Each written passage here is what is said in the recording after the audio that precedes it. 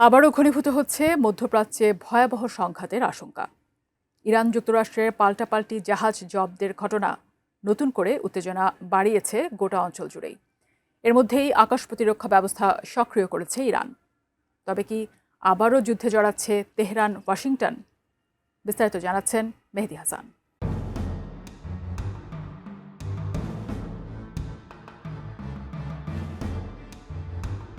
সব কূটনৈতিক আলোচনাকে ছাপিয়ে ইরান ও যুক্তরাষ্ট্রের লড়াই এখন সাগরে গড়িয়েছে। আর এই ধারাবাহিকতায় মাত্র ৪৮ ঘণ্টার ব্যবধানে পাল্টাপাল্টি জাহাজ জব্দের ঘটনায় কূটনীতির টেবিল ছাপিয়ে দ্রুত উত্তেজনা ছড়িয়েছে, যা মধ্যপ্রাচ্যকে নতুন করে এক ভয়ঙ্কর সংঘাতের মুখে দাঁড় করিয়ে দিয়েছে।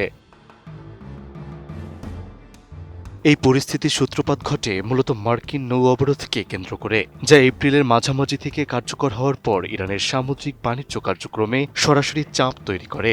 এর ফলে সমুদ্রপথে ইরানি তেল পরিবহন ও বাণিজ্যিক জাহাজ চলাচলে নজরদারি ও নিয়ন্ত্রণ উল্লেখযোগ্যভাবে জোরদার করা হয়। এর পরপরই দুপক্ষের মধ্যে উত্তেজনা দ্রুত বাড়তে থাকে এবং ধারাবাহিকভাবে পাল্টাপাল্টি পদক্ষেপের মধ্য দিয়ে তা শেষ পর্যন্ত জাহাজ জব্দের ঘটনায় রূপ নেয়।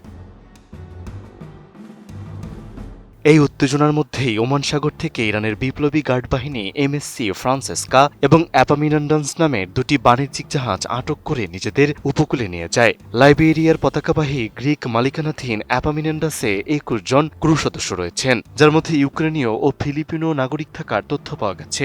অন্যদিকে পানামার পতাকাবাহী এমএসসি ফ্রান্সেসকার মালিক বিশ্বের বৃহত্তম শিপিং কোম্পানি এবং এতে ইউরোপীয় বিভিন্ন দেশের নাবিক রয়েছেন। এরপর সংশ্লিষ্ট দেশগুলো জানিয়েছে এখন পর্যন্ত ক্রুরা নিরাপদ থাকলেও তাদের মুক্তি নিয়ে কূটনৈতিক পর্যায়ে আলোচনা চললেও কোনো সুনির্দিষ্ট অগ্রগতি হয়নি। কোয়ালিটি সম্পন্ন আন্তর্জাতিক মানের still bar CSRM, committed for better still. অন্যদিকে ইরানের এই পদক্ষেপের পর যুক্তরাষ্ট্র পাল্টা প্রতিক্রিয়ায় কঠোর অবস্থান নিয়েছে। মার্কিন কর্তৃপক্ষ জানিয়েছে ৩৮ লাখ ব্যারেল ইরানি তেলসহ দুটি ট্যাঙ্কার তারা জব্দ করেছে, যা আন্তর্জাতিক নিষেধাজ্ঞা লঙ্ঘনের অভিযোগে আটক করা হয়েছে। একই সঙ্গে ইরানি তেল বিক্রির অস্থায়ী ছাড় বাতিলের সিদ্ধান্ত নেয় মার্কিন ট্রেজারি বিভাগ। ফলে খুব দ্রুতই এই তেলের উপর পুরনো নিষেধাজ্ঞা কার্যকর হওয়ার কথা রয়েছে। পাশাপাশি তৃতীয় পক্ষের দেশ বা কোম্পানির উপর নিষেধাজ্ঞার হুঁশিয়ারি দিয়ে ওয়াশিংটন চাপ আরও বাড়িয়েছে।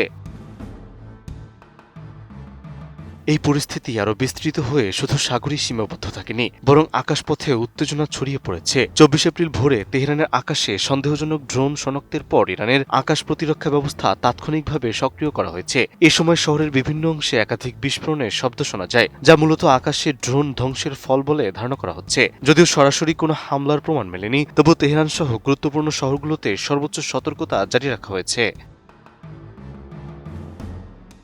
চলমান এই উত্তেজনার মধ্যে বর্তমানে কূটনৈতিক আলোচনার পথ কার্যত বন্ধ রয়েছে। পাকিস্তানের প্রস্তাবিত শান্তি আলোচনা ভেস্তে যাওয়ার পর দুদেশের মধ্যে সরাসরি সংলাপের কোনো অগ্রগতি হয়নি। ফলে সাগর থেকে আকাশ দুদিকেই বাড়তে থাকায় সামরিক প্রস্তুতি বিশ্বকে আরও বড় ধরনের সংঘাতের দিকে ঠেলে দিচ্ছে কিনা, সেটাই এখন বড় প্রশ্ন হয়ে দাঁড়িয়েছে। মেহেদী হাসান, এটিএন নিউজ।